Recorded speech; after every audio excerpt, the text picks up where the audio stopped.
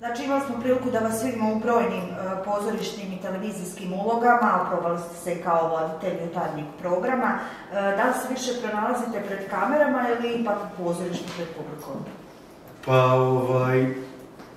mislim to je sve, kako bih rekao, isti posao.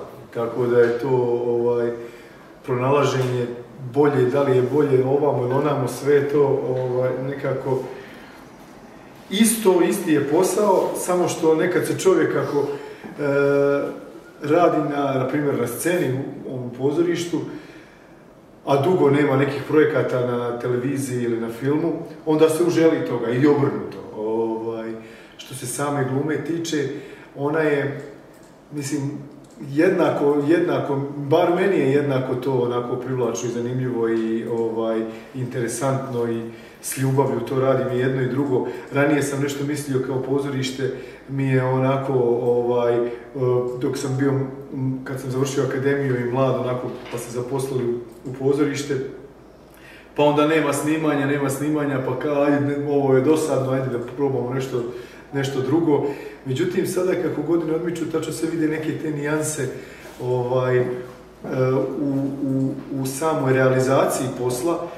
Naprimjer, pred publikom je to onako kad čovjek glumac sa iskustvom osjeti, kad uhvati nekako publiku, kad zajedno s njom diše i kad publika ga prati i prati njegovu igru na sceni, to je jedno onako baš zanimljivo osjećanje i zanimljiv moment. A dok na filmu, recimo, ispred kamera te vrste nema, ali ima na neki drugi način, jer jedna scena se ponavlja više puta iz raznih uglova i onda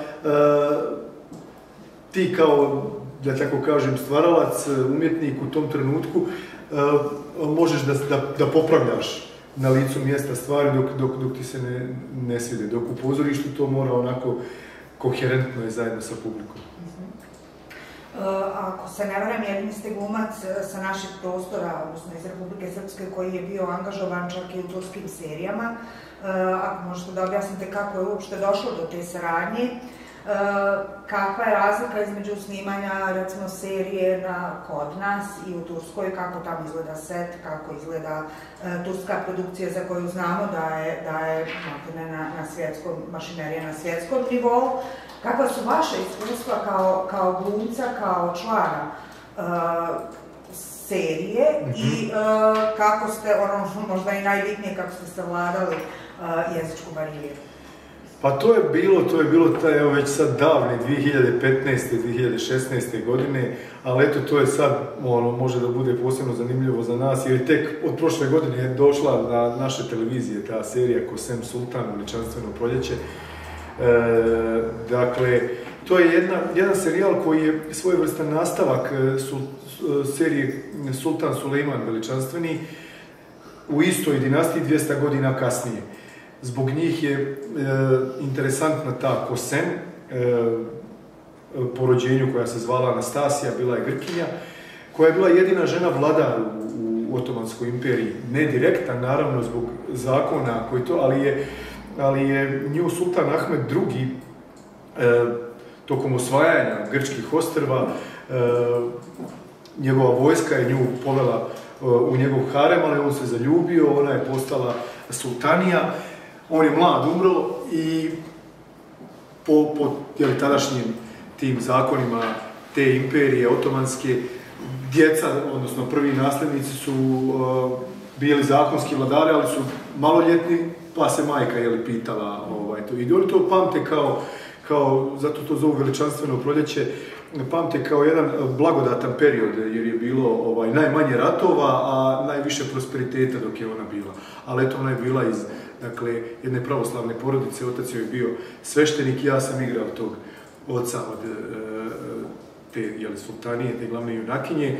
Bilo je zanimljivo iskustvo, 6 mjeseci je trajalo to snimanje sa mojim odlascima i dolascima, vrhunska produkcija, razlika između tamo i ovdje, mislim, mi danas možda, pa ni danas nemamo to, imaju jednostavno stvari u novcu, da se razumijemo.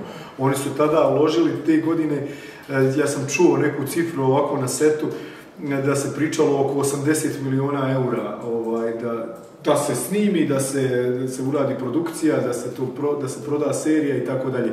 Nije još znam da nije još ni počelo bilo emitovanje, otvoren je neki YouTube kanal za fanove, oni su već tu počeli da zarađuju ogromne novce.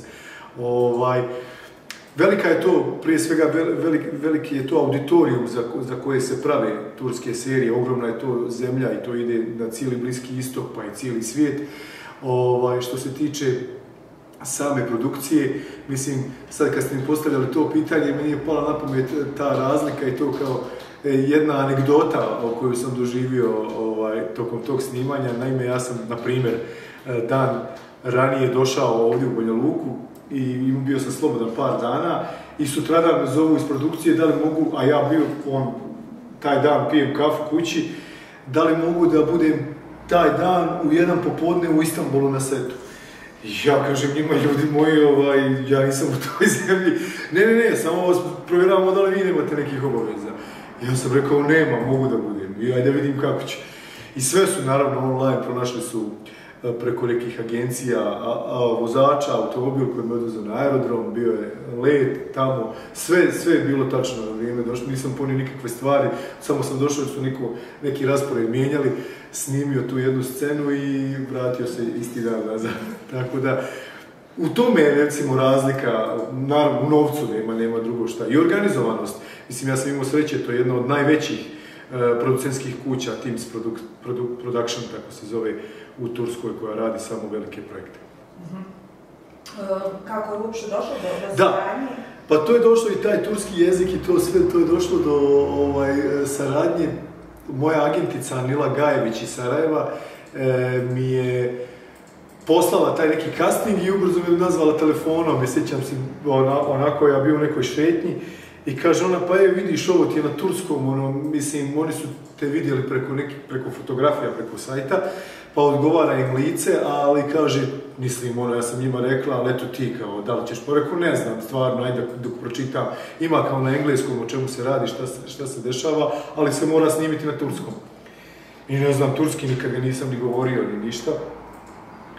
I bio sam tako spreman da odustanem, međutim, moja supruga me posavjetovala da pozovem Ferhadiju džamiju ovdje u Banja Luci, da se raspitam da li slučajno neko zna. I potrefilo se da se tadašnji imam javio na telefon čovjek koji mi je tada na telefon rekao, imate sreće, ja sam jedina osoba koja je studirala u Turskoj, koja zna turski i bilo bi mu drago da pomogne. I bezbroj puta sam se zahvalio kroz razne intervjue čovjeku, evo i ovaj put se zahvaljujem. Otišao sam tamo, on mi je to pročitao, ja sam imao indikacije kako to treba da se igra, pa sam čovjeka malo i mučio da glumi, da bi meni taj zvuk ušao, kako bi rekao, govorne radnje tog jezika. I onda sam to naučio, bukvalno napamet, snimio se i dobio ulogu, eto tako, mislim, sreća. Ne možemo da ne spomenemo angažman u Nacionalnom teatru, jedan ste od vodećih glumaca, u nekom periodu čak čini mi se da je bilo u skoro svim predstavama koje su bile na repertoaru, imali ste glavnu ulogu. U kojim predstavama ćemo imati priliku u ovoj sezoni da vas vidimo? Pa u ovoj sezoni, da, to je moja matična kuća, Narodno pozorište Republike Srpske. Izašla je prije, eto sad nepun mjesec dana, predstava Ivanov, Anton Pavlović Čehov, u režiji Željka Đukića. Tu igram Ivanova, onako po ovim prvim izvedbama, prvim reprizama vidimo da smo napravili jednu jako dobru predstavu, da publika, iako je to uvijek mač sa dvije oštrice kad se rade klasici, a pogotovo tako ti iz da tako nazovem, realizma, psihološkog realizma kao što je Čehov, imaju tu mogućnost i po ivici uvijek treba i da se rade i da se igraju, jer mogu da skliznu ili u nešto, da kažemo onako, neprijemčivo, ili da bude fantastično. Mi smo za sad na ovoj drugoj strani, bar po reakcijama publike, i tu smo veoma zadovoljni i srećni zbog toga. U toku je rad na predstavi koprodukcija sa Narodnim pozorištem iz Beograda i tu radimo urnebesnu tragediju, evo baš danas popodne idem na probu u Beograd. To su te dvije iz ove sezone predstave. Puno je uloga i u pozorištu i na malim ekranima i za vas, koju biste izdvojili posebno onako da vam je po nečemu specijalna i zašto? Pa nekako uvijek kad se dogodi to neko pitanje, vi novinari uvijek kad nešto onako se krene da radi, pa obično neizostavno to pitanje.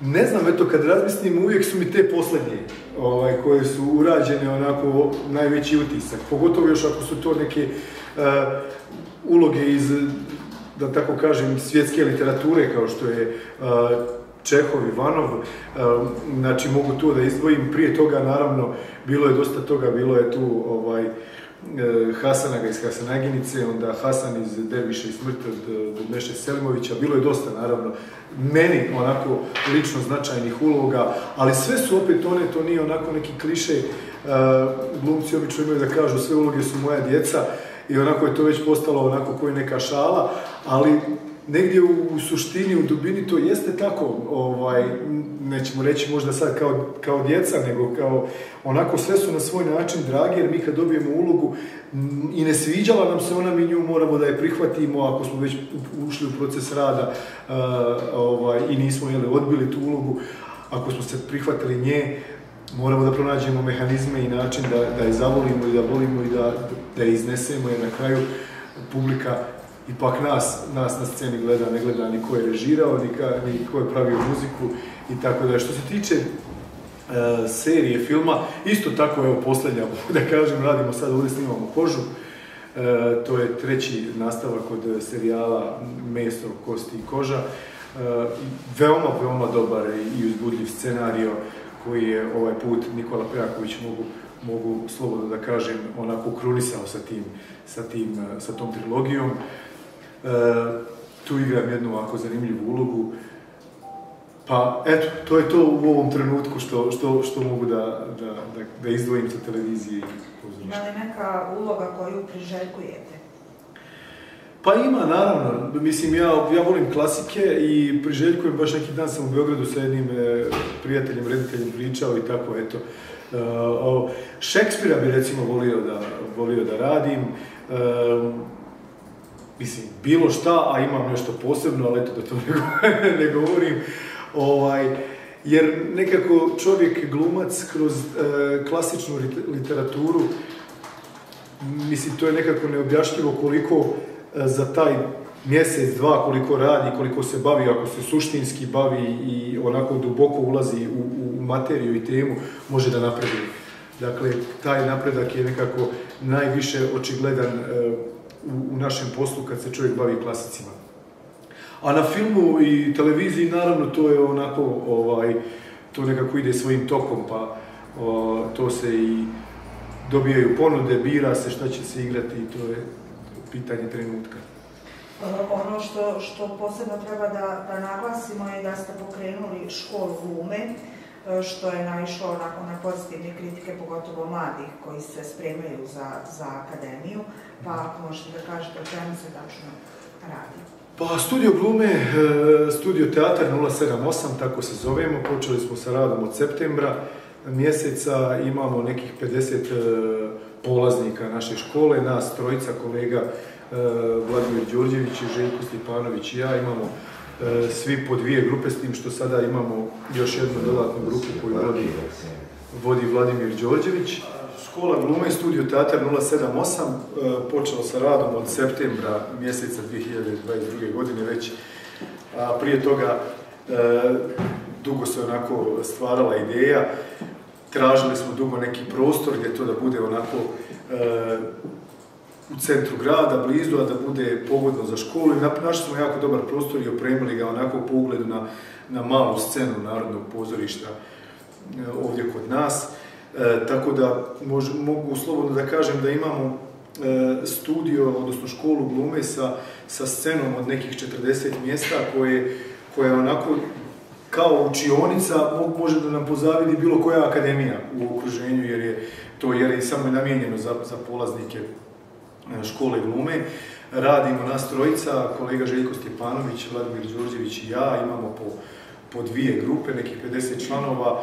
Sad nam se pojavila od februara ove godine još jedna grupa, bilo je dosta interesovanja, pa smo ih onako uklopili zasebno u neki program sada do kraja ove sezone. Interesantno jako, mislim, to je nama jedna od grana, da tako kažem, u našim planovima. Planiramo da se bavimo i produkcijom i produkcijom pozorišnih predstava i profesionalnih, kako amaterskih, tako i profesionalnih. Tako da, jedan period je pred nama uzbudljiv, pa ćemo da vidimo. I za kraj, ko je Željko Erkić privatno, kada se ugase svjetla, spusti zavjesa, šta je to što vas čini srećnim, u čemu uživate, kako provodite slobodno vrijeme, ako ga uopšte imate?